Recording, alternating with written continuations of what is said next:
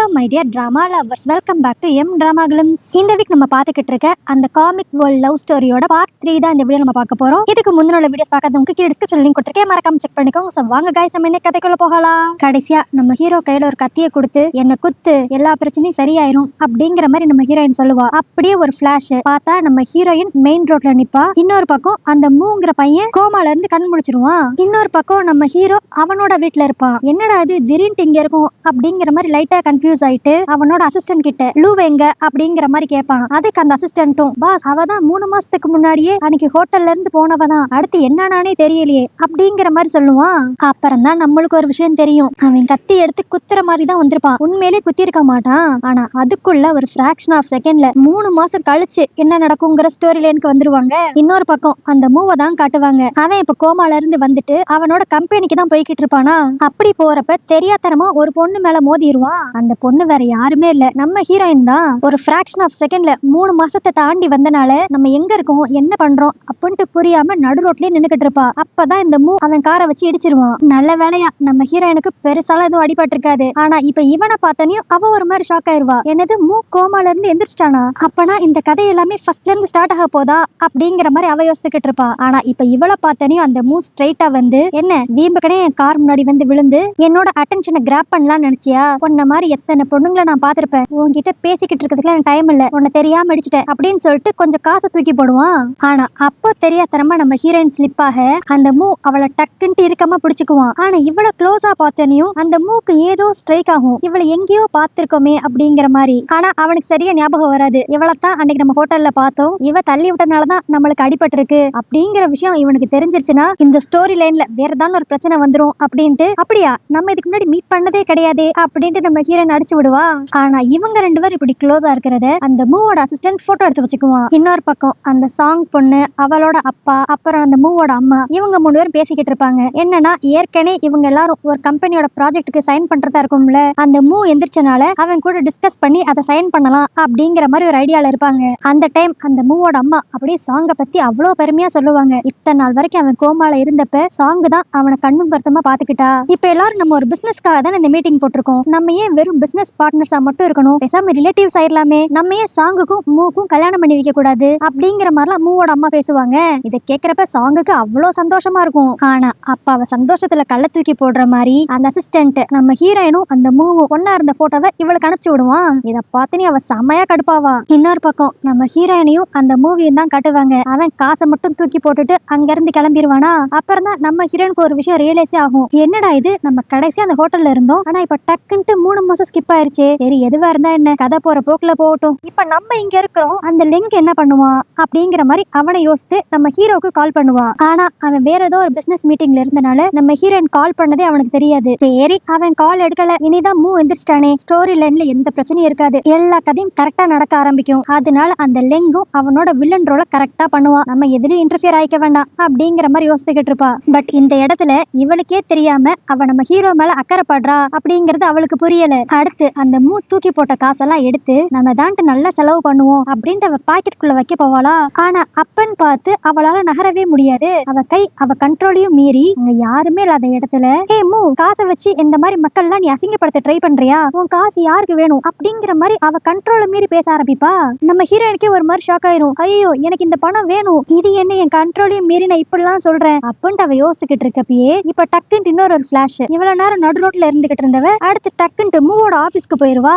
இன்னொரு பக்கம் இப்ப இந்த கம்பெனிக்கு அந்த மூவும் வந்துருவானா. அவன் சாங்கு கிட்டயும் அவங்க அப்பா கிட்டயும் பேசிக்கிட்டு இருப்பான். அப்பதான் அவனுக்கு ஒரு விஷயம் தெரிய வரும். இந்த 3 பேரும் சேர்ந்து மூவுக்கும் அந்த சாங்குக்கும் கல்யாணம் பண்ணி வைக்கலாம் அப்படின்னு ட்ரை பண்றாங்கிறது தெரிய வரும். இது தெரிஞ்சனே அவன் அப்படியே அதெல்லாம் ஒத்துக்கவே முடியாது, நம்ம வேணா பிசினஸ் பார்ட்னர்ஸா வேணா இருக்கலாம், கண்டிப்பா சொந்தக்காரங்கள ஆகவே முடியாது அப்படிங்கிற மாதிரி கத்திக்கிட்டு இருப்பான். அதுக்கு மூவோட அம்மாவும் அதேண்டா முடியாது, ஏதான்ட்டு வேலிடான ரீசன் சொல்லு பாப்போம் அப்படிம்பாங்க. உடனே இவன் திருன்னு முடிச்சுட்டு, அதுவா எனக்கு ஒரு கேர்ள் ஃப்ரெண்ட் இருக்கா அப்படிம்பா. அப்பன்னு பார்த்து நம்ம ஹீரோயின் அவ கண்ட்ரோலையும் மீறி அந்த காசை திரும்பி மூக்கிட்டே கொடுக்கறதுக்காக இந்த இடத்துக்கு வருவாளா. இதுதான்டா கரெக்டான சான்ஸ்ன்ட்டு அந்த மூ நம்ம ஹீரோயினை பார்த்து, இவதான் என்னோட கேர்ள் ஃப்ரெண்ட் அப்படின்ட்டு போய் சொல்லுவான். நம்ம ஹீரோயினுக்கு ஃபர்ஸ்ட் அப்படியே ஷாக் ஆயிரும். அந்த மூ அப்படியே நைஸா பக்கத்துல வந்து, தயவு செஞ்சு என்ன காப்பாத்து, கொஞ்ச நேரத்துக்கு என்னோட ஃபேக் கேர்ள் ஃப்ரெண்டா நடி அப்படிம்பா. உடனே இவளும், நான் உங்க எல்லார்கிட்டயும் என்ன ப்ராப்பரா இன்ட்ரோடியூஸ் பண்ணிக்கிறேன், நான் தான் மூவோட கேர்ள் ஃப்ரெண்ட் அப்படிங்கிற மாதிரி எல்லாரும் முன்னாடியும் சொல்லுவா. ஆனா இதெல்லாம் பார்த்துட்டு அந்த சாங் சும்மா இருப்பாளா. அவ உடனே அந்த மூ கிட்ட, ஏ மூ உனக்கு ஒரு விஷயமே தெரியாது, தெரியாதா, இவனாலதான் நீ இத்தனை நாள் கோமால இருந்த, அவளை நம்பாத அப்படிங்கிற மாதிரி அவ சொல்ல, அதுக்கு நம்ம ஹீரோயினும் என்னால அவ எங்க ஹாஸ்பிட்டல்ல இருந்தா, நீதான் அதுக்கு காரணம் அப்படிங்கிற மாதிரி சொல்ல வருவா. பட் வழக்கம் போல அவ வாய் அவ கண்ட்ரோல்ல இல்லாம ஒரு மாதிரி லாக் ஆயிக்கும். இதனால அவளால எந்த ஒரு வார்த்தையும் பேசவே முடியாது. ஏன்னா இந்த கதையோட ஸ்டோரி லைன் படி அந்த லூங்கிற பொண்ணு வந்து ரொம்ப இன்னசென்ட், அவ யாரையும் எதிர்த்து பேசவே மாட்டா. சோ இந்த மாதிரி ஒரு சிச்சுவேஷன் வரப்பலாம் அவளால எந்த ஒரு வார்த்தையும் அந்த சாங்குக்கு அகேன்ஸ்டா பேசிருக்க முடியவே முடியாது. அதனாலதான் ஆட்டோமேட்டிக்கா நம்ம ஹீரோயினோட வாயு லாக் ஆயிருச்சு. இதனால அந்த சாங்கும் அந்த மூவோட அம்மாவும் நம்ம ஹீரோயினை எப்படி திட்ட ஆரம்பிப்பாங்க. அவளை நம்பாத மூ, அவ கூட பழகுறதுக்கு காரணமே ஒரு பணக்கார பையனை கல்யாணம் பண்ணிக்கணுங்கிறதுக்காக தான் இருக்கும். அதனால அவ போலித்தனத்துல நீ நம்பிராத அப்படிங்கிற மாதிரி ரெண்டு பேரும் நம்ம ஹீரோயினை பத்தி இல்லாத பொல்லாதமா சொல்ல ஆரம்பிப்பாங்க. ஆனா இவ்வளவு நேரம் லாக் ஆயிருந்த நம்ம ஹீரோயினோட வாய் இப்ப திடீர்னு ரிலீஸ் ஆன மாதிரி இருக்குமா. சோ உடனே அவ எக்ஸ்பிளைன் பண்ணுவா, மூ கோமாக்கு போனது காரணம் நான் கிடையாது, அதே மாதிரி நான் அவர்கிட்ட தப்பா நடந்துக்கணும்ட்டு எந்த ஒரு இன்டென்ஷனும் இல்ல. அன்னைக்கு உண்மையிலே அந்த ஹோட்டல்ல என்ன நடந்துச்சுன்னா, என் போனுக்கு ஒரு மெசேஜ் வந்துச்சு, மூக்கு முக்கியமான ஃபைல் ஏதோ தேவை, அதை கொண்டு வந்து கொடுங்க அப்படின்ட்டு. நான் இதே கம்பெனில ஒர்க் பண்றனால நான் அந்த ஃபைலை அந்த ரூம்க்கு எடுத்துட்டு போனேன். அப்போ திடீர்னு யாரோ அந்த ரூம்ல வச்சு லாக் பண்ணிட்டாங்க. அடுத்துதான் மூ அந்த ரூம்குள்ள வந்தாரு அப்படிங்கிற மாதிரி அவ சொல்லுவா. சோ உடனே மூவோட அம்மாவும், ஓ உனக்கு ஏதோ டெக்ஸ்ட் வந்துச்சு தானே சொன்னேன், எங்க உன் போன் எடுத்து காட்டு நான் செக் பண்றேன் அப்படின்பா. சரின்ட்டு போன் எடுத்து கொடுக்கலான்னு பார்த்தா இப்ப நம்ம ஹீரோனோட போன் மிஸ் ஆகும். என்னன்னு பார்த்தா கொஞ்ச நேரத்துக்கு முன்னாடி இவ இந்த கம்பெனிக்குள்ள வரப்பியே இந்த சாங் ஒரு ஆளை விட்டு இவ போனை ஆட்டைய போட வச்சிருப்பா. இப்ப போனும் இல்லாம போனனால யாருமே அவளை நம்ப மாட்டாங்களா. நம்ம ஹீரோனுக்கு என்ன பண்றதுன்னே தெரியாது, ஒரு மாதிரி டென்ஷன்ல இருப்பா. அப்ப திடீர்னு அந்த ரூம்குள்ள யாரோ வர மாதிரி இருக்கும். யாருன்னு பார்த்தா நம்ம ஹீரோ லெங்கு. ஆனா அவனுக்கும் இந்த மூக்கு வந்து ஆகாதே. அதனால நம்ம ஹீரோவை பார்த்தனையும் அந்த மூ இப்ப அப்படியே கடுப்பா, நீ என்ன எங்களோட ஆபீஸ்க்குள்ள பண்ற அப்படிங்கிற மாதிரி வாய்ஸ் ரைஸ் பண்ணுவான். ஆனா அதுக்கு நம்ம ஹீரோ கூலா, நான் இங்க வந்ததுக்கு காரணமே லூவை பாக்குறதுக்கு தான் அப்படிம்பானா. இதை ஒரு சாக்கா வச்சுட்டு அந்த சாங் பொண்ணு இப்ப அப்படியே, நான் உங்க எல்லாத்தையும் ஒரு விஷயம் சொல்ல மறந்துட்டேன், இந்த லூவும் இந்த லெங்கும் ரொம்ப நாளா பழக்கத்திலே இருக்காங்க. எனக்கு தெரிஞ்சு இந்த லெங்கு சொல்லிதான் இந்த லூ உங்க பையனை அட்டாக் பண்ணி அவனை கோமா ஸ்டேஜ்ல போய் விட்டுருப்பா அப்படிங்கிற மாதிரிலாம் இப்ப புதுசா ஒரு பிட்ட அந்த மூவோட அம்மா கிட்ட போட்டுக்கிட்டு இருப்பா. ஆனா இந்த சாங் என்னதான் அடுக்கடுக்கா போய் அடுக்கிக்கிட்டே போய்கிட்டே இருந்தாலும் நம்ம ஹீரோ ஒரு மாதிரி யோசிப்பான், என்னது இது, எனக்கு தெரிஞ்சலும் இப்படிலாம் அமைதியா இருக்க மாட்டாளே, இந்நேரம் அந்த சாங் பண்ண ஃப்ராட்தனை எல்லாத்தையும் எல்லாரும் முன்னாடி சொல்லியிருப்பாளே அப்படிங்கிற மாதிரி அவன் ஒரு மாதிரி யோசிச்சுக்கிட்டு இருப்பான். இன்னொரு பக்கம் நம்ம ஹீரோயினா, ஐயோ என்ன கொடுமைடா இது, நான் மனசுக்குள்ள பல விஷயங்கள் நினைக்கிறேன், ஆனா எதுவுமே என்னால வாயை திறந்து சொல்ல முடியலையே, இந்த ஸ்டோரியில இருக்கிற கேரக்டர்ஸ் என்ன கண்ட்ரோல் பண்ண ஆரம்பிக்குதுன்னு நினைக்கிறேன் அப்படிங்கிற மாதிரி அவ ஒரு பக்கம் புலம்பிக்கிட்டு இருப்பா. இப்போ இந்த சிச்சுவேஷனை நல்லா புரிஞ்சுட்ட நம்ம ஹீரோ, சரி எதான் பண்ணி இந்த லூவை காப்பாத்தியாகணும் அப்படின்ட்டு இவன் போனை ஸ்ட்ரைட்டா அந்த சாங்கோட அப்பா கிட்ட கொண்டு போய், 3 மாசத்துக்கு முன்னாடி உங்க போன்ல இருந்து எனக்கு ஒரு மெசேஜ் வந்துச்சு, இந்த ஹோட்டல்ல வச்சு நம்ம மீட் பண்ணிக்கலாம் அப்படின்ட்டு. எனக்கு தெரிஞ்சு இந்த மெசேஜை நீங்க நினைச்சிருக்க மாட்டீங்க, ஏன்னா அன்னைக்கு நான் அந்த ஹோட்டல்ல வச்சு பார்த்தது உங்களோட பொண்ணு சாங்க தான் அப்படிங்கிற மாதிரி அந்த பழைய விஷயத்தை இப்ப சொல்லுவானா. இது தெரிஞ்சதையும் அவங்க அப்பா இப்ப டென்ஷனா அந்த சாங்க கிட்ட, என் போனை நீ மிஸ்யூஸ் பண்ணி இவன் கிட்ட பேச ட்ரை பண்ணியா அப்படிங்கிற மாதிரி கத்துவான். ஆனா அதுக்கு அந்த சாங் அப்படியே திரும்பியும் பிளேட்டை மாத்தி போட்டு, அப்பா எனக்கு ரொம்ப நாளாவே இந்த லூ மேலேயும் லெங்கு மேலேயும் ஒரு டவுட் இருந்துச்சு, அதை பத்தி நான் டீட்டெயிலா கேட்கணுங்கிறதுக்காக தான் அவளுக்கு நான் அப்படிப்பட்ட ஒரு மெசேஜ் அனுப்பிச்சேன். ஆனா அன்னைக்கு சில பல சிச்சுவேஷன்ஸ்னால நான் லெங்க போய் ஹோட்டல்ல பார்க்கவே இல்ல அப்படின்ட்டு போய் சொல்லுவா. ஆனா இவ வில்லத்தனம் காமிச்சா நம்ம லெங்கு சும்மா இருப்பானா, அவன் அதை விட பெரிய வில்லத்தனம் காட்டுவான். ஓ அப்பனா நீ அன்னைக்கு ஹோட்டலுக்கு வரவே இல்ல, அப்புறம் எப்படி எனக்கு நீ கொடுத்த ஒயினை குடிச்சோனையும் ஒரு மாதிரி தலை சுத்துற மாதிரி வந்துச்சு, அதை எப்படி சொல்றதுன்னா ஏதோ ட்ரக் கலந்த மாதிரி அப்படிம்பானா. இதை கேட்டுனையும் அந்த மூவோட அம்மாக்கு ஷாக் ஆகும். ஏன்னா மூ கோமால இருக்கிறப்பயுமே அந்த டாக்டர் என்ன சொல்லியிருப்பாரு, இவர் குடிச்ச ட்ரிங்க்ஸ்ல யாரோ ட்ரக்ஸ் கலந்துருந்தாங்க அப்படிங்கிற மாதிரி தான் சொல்லியிருப்பாரு. இப்போ இதே மாதிரி ஒரு விஷயத்தை தான் அந்த லெங்கும் சொல்லுவான். இதனால அந்த மூவோட அம்மாவுக்கு சாங் மேல லைட்டா டவுட் வரும். இதை இன்னும் நல்லா பெருசாக்கணும்ட்டு நம்ம ஹீரோ அப்படியே, நான் சொல்றதை யாரும் சும்மாலாம் நம்ப வேண்டாம், அன்னைக்கு நீ எனக்கு ஒரு கிளாஸ்ல ஒயின் ஊத்தி கொடுத்த பாத்தியா, அந்த கிளாஸை நான் பத்திரமா எடுத்து வச்சிருக்கேன், அதுல என்னோட ஃபிங்கர் பிரிண்ட்டும் உன்னோட ஃபிங்கர் பிரிண்ட் மட்டும் தான் இருக்கு. சோ இந்த ஒரு சாட்சி போதுமே, நீ திருட்டுத்தனமா என்ன பார்க்க வந்ததும் என்ன பழி வாங்கணுங்கிறதுக்காக என் ஒயின்ல ட்ரக்ஸ் கலந்ததும் எல்லாம் தெளிவா தெரியுது அப்படிங்கிற மாதிரி சொல்லுவான். ஆனா அப்ப அந்த சாங் அவசரப்பட்டு, அது எப்படி என் கைரேகை அதுல இருக்கும், நான் தான் அன்னைக்கு கிளவுஸ் போட்டிருந்தேனே அப்படிங்கிற மாதிரி வளரிடுவா. அப்புறம் தான் தெரியும் நம்ம ஹீரோ கொண்டு வந்தது உண்மையிலேயே அன்னைக்கு யூஸ் பண்ண கிளாஸே கிடையாது, சும்மா ஏதோ ஒரு கிளாஸ் எடுத்துட்டு வந்து லைட்டா போட்டு பார்த்திருப்பான். இந்த சாங் ஆனா நல்லா வசமா மாட்டிக்குவா. இப்போ இதனால எல்லாருமே அந்த சாங்க சந்தேகப்பட ஆரம்பிப்பாங்க. உண்மையிலேயே மூக்கு அப்படி ஆனது காரணம் இவ தான் அந்த ட்ரிங்க்ஸ்ல ஏதோ ஒரு ட்ரக்ஸை கலந்திருக்கா அப்படிங்கிற மாதிரி அந்த விஷயத்துல இவ மேல சந்தேகப்பட ஆரம்பிப்பாங்க. ஆனா இவ எப்படி எடுத்தோம் கவுத்துன்னு உண்மையை ஒத்துக்குவா. இப்பயும் அதெல்லாம் நான் பண்ணவே கிடையாது, நான் எப்படி உன்னோட ட்ரிங்க்ஸ்ல போய் ட்ரக்ஸை கலப்பேமோ, நான் இவளுக்காக தான் அதை கலந்து வச்சேன், ஆனா நீ தான் தெரியாதனமா அதை குடிச்சிட்ட அப்படின்ட்டு மொத மாதிரி மாதிரி இப்பயும் எல்லா உண்மையும் வளரிடுவா. அவ்வளவுதான், இவளோட தில்லாலங்கடித்தனம் எல்லாம் இப்ப எல்லாருக்கும் தெரிஞ்சிரும். இதை நினைச்சு நம்ம ஹீரோயின் அப்படி சந்தோஷப்பட்டுக்கிட்டு இருக்கப்ப திரும்பி அப்படியே ஒரு பிளாஷ். இவ்வளவு நேரம் ஆபீஸ்ல இருந்த நம்ம ஹீரோயின் இப்ப திடீர்னு மூ கூட தனியா எங்கேயோ சாப்பிடுறதுக்கு வந்திருப்பா. அதாவது இவ வாழ்க்கையில இப்ப எல்லாம் எப்படி நடக்குதுன்னா, நம்ம புக்ல படிக்கிற கதை மாதிரி ஒவ்வொரு சீன் முடிய டக்கு டக்கு டக்குன்ட்டு அடுத்த சீனுக்கு இவ டிராவல் ஆகி போய்கிட்டே இருக்கா. இப்ப அந்த மூ நம்ம ஹீரோயின் கிட்ட சாரி கேட்டுக்கிட்டு இருப்பான். கொஞ்ச நேரத்துக்கு முன்னாடி என் கார் தெரியாம உன் மேல மோதிருச்சு, நான் கூட நீ தான் ஏதோ அட்டென்ஷனுக்காக இப்பெல்லாம் பண்றேன்னு சொல்லி நினைச்சேன். ஆனா நான் நினைச்ச மாதிரி நீ மோசமானவ கிடையாது, கொஞ்சம் நல்லவதான் அப்படிங்கிற மாதிரிலாம் அவன் சொல்லுவானா. அந்த டைம் வழக்கம் போல நம்ம ஹீரோயின் அவ கண்ட்ரோலையும் மீறி அவன் தூக்கி போட்ட காசெல்லாம் திரும்பி அவன்கிட்டயே கொடுத்துக்கிட்டு இருப்பா. ஆனா இந்த விஷயத்துல நம்ம ஹீரோயினுக்கு சுத்தமா இன்ட்ரெஸ்டே இருக்காது. அவ அந்த மொத்த பணத்தையும் வச்சுக்கணும்னு ஆசைப்படுவா. ஆனா இந்த கதையோட கேரக்டர் இவளை ஃபுல்லா கண்ட்ரோல் பண்ணி அந்த பணத்தை திருப்பி கொடுக்க வச்சிரும். இதை இப்படி அந்த காசை வேணாம்னு சொல்லி திருப்பி கொடுத்தனையும் அந்த மூக்கு இவளை லைட்டா பிடிச்சிரும். உடனே நம்ம ஹீரோயின் கிட்ட உனக்கும் லெங்குக்கும் நடுவுல என்ன ரிலேஷன்ஷிப்னு எனக்கு தெரியல, ஆனா அவன் எப்படா சான்ஸ் கிடைக்கும் என்ன அழிக்கலான்னு ட்ரை பண்றான். உன்னை பார்த்தா ரொம்ப நல்ல பொண்ணு மாதிரி தெரியுது, அதனால நீ இனிமேல் அவனை அவ்வளவா மீட் பண்ணிக்காத, பேசிக்காத அப்படிங்கிற மாதிரி சொல்லுவான். இன்னொரு பக்கம் பார்த்தா நம்ம ஹீரோவும் அந்த சாங்கோட அப்பாவும் இப்ப பேசிக்கிட்டு இருப்பாங்க. அந்த சாங் பொண்ணு சும்மா இல்லாம நம்ம ஹீரோவோட ட்ரிங்க்ஸ்ல வேற ட்ரக்ஸ் கலந்து விட்டுட்டால. இந்த விஷயம் வெளியே தெரிஞ்சுச்சுன்னா இந்த சாங் அப்பாவோட கம்பெனிக்கு கெட்ட பேர் ஆயிரும், நிறைய லாஸ் ஆயிரும் அப்படின்ட்டு நம்ம ஹீரோ கிட்ட சமாதானம் பேசலான்ட்டு ட்ரை பண்ணுவாரு. நம்ம ஹீரோவும் பெருந்தன்மையா சேச்சே இதுல என்ன இருக்கு, நம்ம எல்லாரும் ஒரே மாதிரி பிசினஸ் பண்றவங்க, கிவ் அண்ட் டேக் பாலிசி மாதிரி வச்சுக்கோமே, உங்க பொண்ணை பத்தி நான் வெளியே சொல்லக்கூடாதுன்னா நான் ஏற்கனவே கேட்டுக்கிட்டு இருந்த மாதிரி நீங்களும் நானும் அந்த ப்ராஜெக்ட ஒன்னா சைன் பண்ணி பிசினஸ் பார்ட்னர்ஸ் ஆயிருவோம் அப்படின்பா. இப்ப இந்த சாங்கோட அப்பாவுக்கு வேற வழியே இல்ல, பொண்ணோட பேர் கெட்டு போயிடக்கூடாதுங்கிறதுக்காக அவரும் அந்த பிசினஸ் டீலுக்கு ஓகேன்றுவாரு. இந்த மீட்டிங் முடிச்ச அடுத்த செகண்ட்லயே நம்ம ஹீரோயினை தான் பார்க்க போவான். அங்க போயிட்டு 3 மாசம் நீ எங்க இருந்தேனே தெரியல, அன்னைக்கு ஹோட்டல்ல தான் உன்னை கடைசியா பார்த்தேன், அதுக்கடுத்து நீ எங்க போனன்னு எனக்கு ஒன்னும் புரியல, இப்ப என்ன திடீர்னு நீ மூ கூட சுத்திக்கிட்டு இருக்க, சரி நடந்ததெல்லாம் நடந்துருச்சு விடு, நீ திரும்பி வீட்டுக்கு வா அப்படிங்கிற மாதிரி கூப்பிடுவான். ஆனா இப்ப நம்ம ஹீரோயின் அவன் கூட போறதுக்கு ரெடியா இருக்க மாட்டா. ஏன்னா இவ கதைப்படி பார்த்தா லெங்கு கூட இருக்க கூடாது, மூ கூட தான் இருக்கணும். அதனால நம்ம ஹீரோயின் அப்படியே இல்ல, இதுக்கு முன்னாடி இந்த சிச்சுவேஷன்ஸ் வந்து நான் உன் கூட இருக்கிற மாதிரி இருந்துச்சு, அதனாலதான் நான் உன் கூட இருந்தேன், ஆனா இனி நிலைமை அப்படி கிடையாது, அதனால நம்ம கொஞ்சம் டிஸ்டன்ஸ் மெயின்டைன் பண்ணிக்குவோம் அப்படிங்கிற மாதிரி அவ சொல்லிடுவா. ஆனா நம்ம ஹீரோ ஒத்துக்கவே மாட்டான். அது எப்படி, என்னோட ஒரு சீக்ரெட் உனக்கு தெரியும், இப்படி ஒரு விஷயத்தை தெரிஞ்சுக்கிட்ட உன்னை நான் எப்படி மூ கூட இருக்க விடுவேன், ஆனா அதுக்கும் அவ நீ கவலையே படாத, உன்னோட சீக்ரெட்டை பத்தி நான் யாருக்கிட்டையும் சொல்லவே மாட்டேன், அது மட்டும் இல்லாம மெயின் ஸ்டோரி இப்ப ஆரம்பிச்சிருச்சு, அதனால நான் நியாயப்படி மூ கூட தான் இருக்கணும். ஆனா அவனுக்கு புரியாது இவ என்ன சொல்ல வரா, என்ன ஸ்டோரி ஆரம்பிச்சிருச்சு அப்படிங்கிற மாதிரி லைட்டா குழம்புவான். பட் ஆனா இவ சொன்னதுல அவனுக்கு ஒரு விஷயம் மட்டும் கரெக்டா புரிஞ்சிரும், இவ வந்து தன்னை சூஸ் பண்ணாம அந்த மூ கூட தான் இருக்கணும்னு ஆசைப்படுறா அப்படிங்கிற மாதிரி அவன் புரிஞ்சுக்குவான். இதனால அவன் அப்படியே கடுப்பா நான் இருக்கிற வரைக்கும் நீயும் மூவும் எப்படி சேர்றீங்கன்னு பாப்போம் அப்படிங்கிற மாதிரிலாம் யோசிக்க ஆரம்பிப்பான்.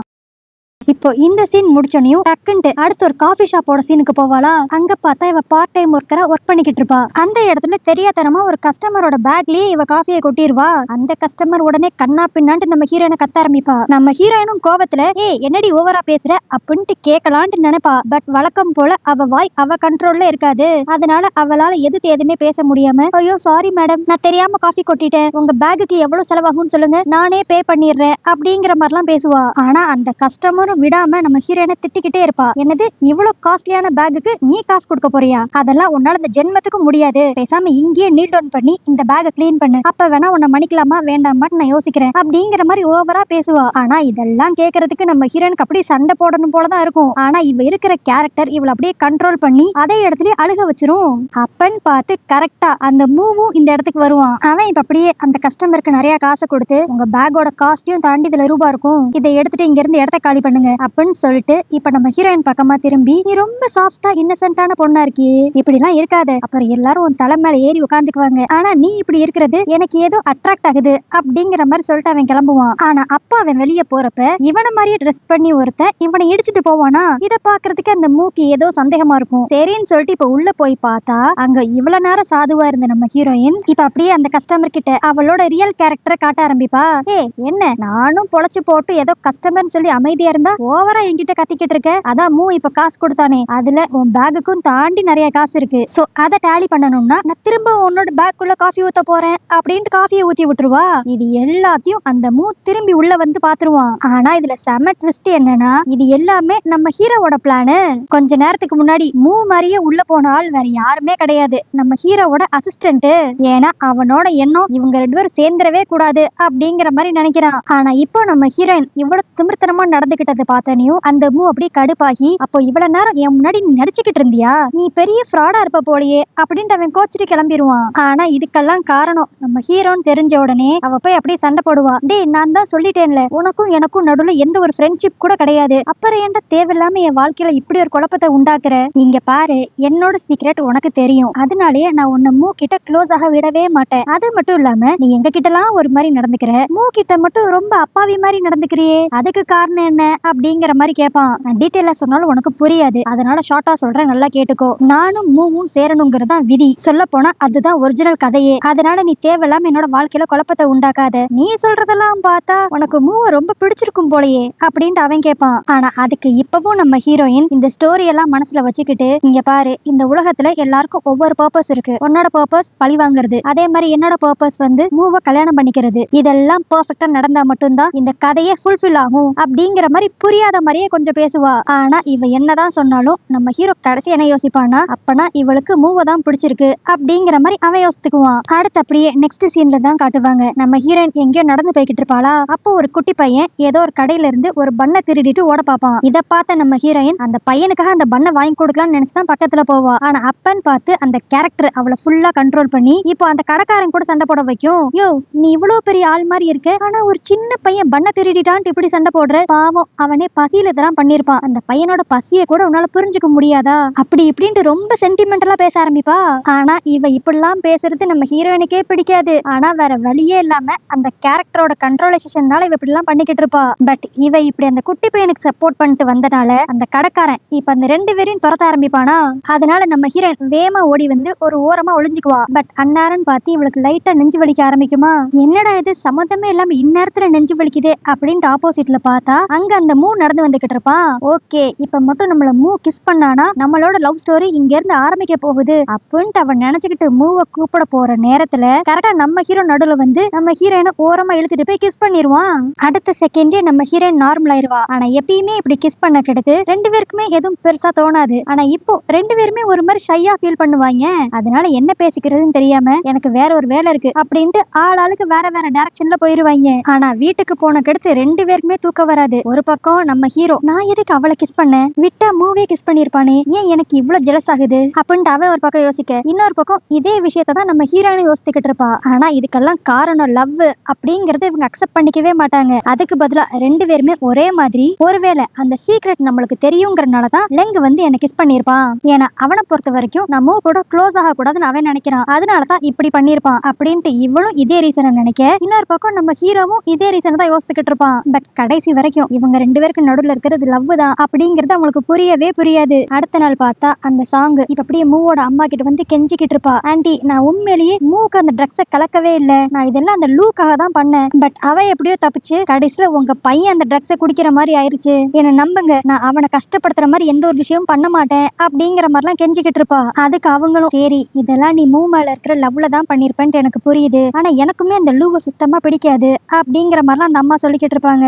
அப்ப சாங்கோட அப்பா திரும்பவும் அவளை வார்ன் பண்ணுவாங்க, நீ ஏற்கனவே பல பிரச்சனை அந்த லூக்கு கொடுத்து வச்சிருக்க, இதுல புதுசா அந்த லெங்கு வேற அந்த லூக்கு சப்போர்ட் பண்ணி வந்துகிட்டு இருக்கான், அதனால இன்னும் கொஞ்ச நாளைக்கு எந்த ஒரு பிரச்சனையும் பண்ணாம இரு, நீ மட்டும் ஏதாண்டு ஒரு வம்ப இழுத்து விட்ட அந்த லெங்கு உன்னை பத்தின உண்மை எல்லாத்தையும் பப்ளிக்கா சொல்லிடுவான், அது நம்மளுக்கு சுத்தமா நல்லது கிடையாது, அதனால இனிமேல் நீ லூ விஷயத்துல தலையிடாத அப்படிங்கிற மாதிரி அவங்க அப்பா வார்ன் பண்ணுவாரு. இதனால அந்த சாங்குக்கு செம கடுப்பாயிரும், சே இந்த லூவை நம்மளால எதுவுமே பண்ண முடியாதா அப்படிங்கிற மாதிரி. அப்போ சுத்தி இருந்த பொருள் எல்லாத்தையும் தட்டி விடுவாளா, அந்த டைம் தான் நம்ம ஹீரோனோட போன் ஒன்னே வாட்டையை போட்டு வச்சிருப்பாள், அது அங்க இருக்கிறது அவளுக்கு ஞாபகம் வரும். அதனால இந்த போனை வச்சு நம்ம ஹீரோனுக்கு ஆப்படிக்கலான்ட்டு அவன் நினைப்பா.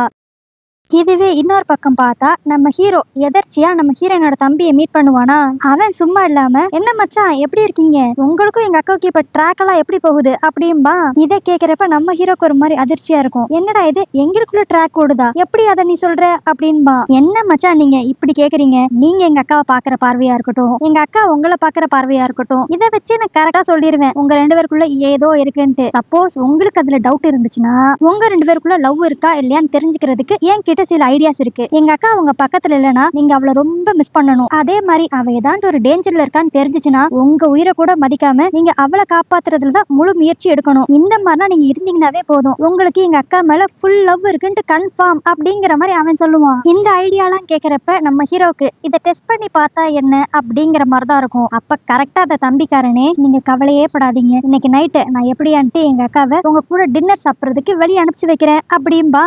அடுத்து நம்ம ஹீரோனோட வீட்டுல தான் பார்க்கணும். அந்த தம்பிக்காரன் எப்படியோ நம்ம ஹீரோயினை கன்வின்ஸ் பண்ணிடுவான். ஆனா அவன் விவரமா முழுசா எந்த விஷயத்தையும் நம்ம ஹீரோயின் கிட்ட சொல்லாம, லெங்கு வந்து உன்கிட்ட ஏதோ ஒரு முக்கியமான விஷயம் பேசணுமா, அதனால உன்னை நைட்டு ரெஸ்டாரண்ட்டுக்கு கூப்பிட்டுருக்காரு அப்படிங்கிற மாதிரி மட்டும் சொல்லுவான். இன்னொரு பக்கம் நம்ம ஹீரோவை தான் காட்டுவாங்க. அவன் நைட்டு என்ன ட்ரெஸ் போட்டு போகணுங்கிறத இப்பயே உட்காந்து பிளான் பண்ணி டிசைட் பண்ணிக்கிட்டு இருப்பானா. அப்போ அவன் வீட்டுக்கு சம்பந்தம் இல்லாம அந்த சாங் வருவா. வந்தவ இப்ப அப்படியே திமிர்த்தனமா நம்ம ஹீரோ கிட்ட, எனக்கு அந்த லூவை பார்த்தாலே பிடிக்காது, ஆனா என்ன பண்றது, இப்ப நீயும் அவளை ப்ரொடெக்ட் பண்ணணும்னு நினைக்கிற, இன்னொரு பக்கம் மூவும் அவளை ப்ரொடெக்ட் பண்ணணும்னு நினைக்கிறான், அதனாலயே என்னால அவ பக்கத்துல கூட நெருங்க முடியல, அதனாலதான் நான் உன்னை வச்சு அவளை பழிவாங்கலான்னு நினைக்கிறேன் அப்படின்பா. இதை கேக்குறப்ப நம்மளுக்கே தோணும், இவளுக்கு என்ன கிறுக்கா பிடிச்சிருக்கு, நம்ம ஹீரோ எப்படி நம்ம ஹீரோயினுக்கு அகேன்ஸ்டா வேலை பார்ப்பான் அப்படின்ட்டு. ஆனா அப்ப அந்த சாங் அப்படியே நம்ம ஹீரோயினோட போனை எடுத்து முன்னாடி வச்சு, இதை நான் ரெக்கவரி பண்ணி அதுல இருக்கிற டேட்டா எல்லாத்தையும் போட்டு கேட்டேன், அதுல அவ சீக்கிரட்டா ரெக்கார்ட் பண்ண ரெக்கார்டிங்ஸ் கூட இருந்துச்சு. சோ உன்னோட உண்மையான ஐடென்டிட்டி என்னன்ட்டு இப்ப எனக்கும் தெரியும் அப்படின்பா. அதாவது இந்த லெங்கு வந்து மூ குடும்பத்தை சேர்ந்தவன் தான் அப்படிங்கிற விஷயம் இப்ப இந்த வில்லி சாங்குக்கும் தெரிஞ்சிருச்சு. இதெல்லாம் கேட்டோன்னே நம்ம ஹீரோ செமையா கடுப்பாவான். ஆனா அப்பயும் அந்த சாங் திமிருத்தனமா, இங்க பாரு, உனக்கு என்ன, மூ குடும்பத்தை பழி வாங்கணும் அவ்வளவுதானே, அதுக்கு நீ பண்ண வேண்டியதெல்லாம் பீஸ்ஃபுல்லா எங்க கம்பெனியோட சில ப்ராஜெக்ட் நீ சைன் பண்ணாவே போதும், ஆனா எனக்கு இந்த கம்பெனி இந்த காசு அதை பத்தி எல்லாம் கவலையே கிடையாது, எனக்கு மூவ கல்யாணம் பண்ணிக்கணும் அவ்வளவுதான், அதனால லூக்கு மட்டும் கெட்ட பேர் வாங்கி கொடுக்கறதுக்கு நீ எனக்கு ஹெல்ப் பண்ணேனா உன்னோட ரிவெஞ்ச் பிளானுக்கு நான் ஹெல்ப் பண்ணுவேன் அப்படிங்கிற மாதிரி அவ சொல்லுவா. இதெல்லாம் கேட்க கேட்க நம்ம ஹீரோக்கு அவளை ஓங்கி அறையணும் போலதான் தோணும். ஆனா அன்னாரன் பார்த்து இவனோட இந்த ஸ்டோரி கேரக்டர் அவனை கண்ட்ரோல் பண்ணி அந்த சாங் கூட இவன் டீல் போட்டுருவான். இவன் இப்படி பண்ணனையும் நம்ம ஹீரோக்கே ஒரு மாதிரி ஷாக் ஆகும், என்னடா இது, நம்ம கண்ட்ரோலையும் மீறி ஏதோ பண்றோமே அப்படிங்கிற மாதிரி. இன்னொரு பக்கம் நம்ம ஹீரோயின் அந்த டின்னருக்கு போறதுக்காக அழகா ரெடி ஆகி வருவாளா. அப்போ நீ கீழே இருக்கிற கார் பார்க்கிங்க்கு வா அப்படிங்கிற மாதிரி நம்ம ஹீரோ மெசேஜ் அனுப்பிச்சிருப்பான். சரின்னு சொல்லிட்டு கீழே வந்து பார்த்தா அங்க நம்ம ஹீரோனோட தம்பிய யாரோ கட்டி போட்டு வச்சிருப்பாங்க. யாரா இப்படிப்பட்ட ஒரு வேலையை பார்த்தது அப்படின்ட்டு அவ சுத்தி பார்த்தா அந்த இடத்துல கரெக்டா நம்ம ஹீரோ வந்து நிப்பான். சோ இதனால் நல்லவனா இருந்த நம்ம ஹீரோ இப்போ இந்த கதைப்படி திரும்ப கொஞ்சம் கொஞ்சமா வில்லன் ஆகிட்டே வரான். இதனால நம்ம ஹீரோயினுக்கும் அவனுக்கும் நடுவுல இருந்த லவ் மொத்தமா முறிஞ்சு போயிருமா, அடுத்து என்ன ஆகும் அப்படிங்கறது எல்லாத்தையுமே நாளைக்கு வீடியோ பார்த்து தெரிஞ்சுக்கலாம். சோ ஓகே गाइस, நாளைக்கு நான் போட போற வீடியோ கரெக்டா நோட்டிஃபிகேஷன் மறக்காம சப்ஸ்கிரைப் பண்ணி இன்ஸ்டாகிராம்ல ஃபாலோ பண்ணுங்க. நாளைக்கு வீடியோ உங்களை பார்க்குறேன். அது வரைக்கும் பை.